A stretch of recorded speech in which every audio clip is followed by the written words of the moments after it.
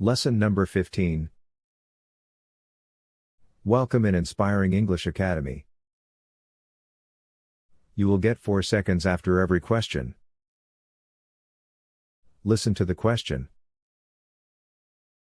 Answer the question and get fluency in English.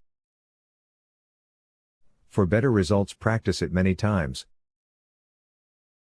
Subscribe and share this video. Answer the questions. Did you have a best friend when you were an 8-year-old? Who? What did you do together? Can you describe your best friend? Who was your best friend when you were 14?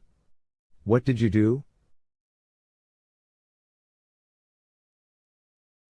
Are you still friends, or pals, with the best friends of your youth?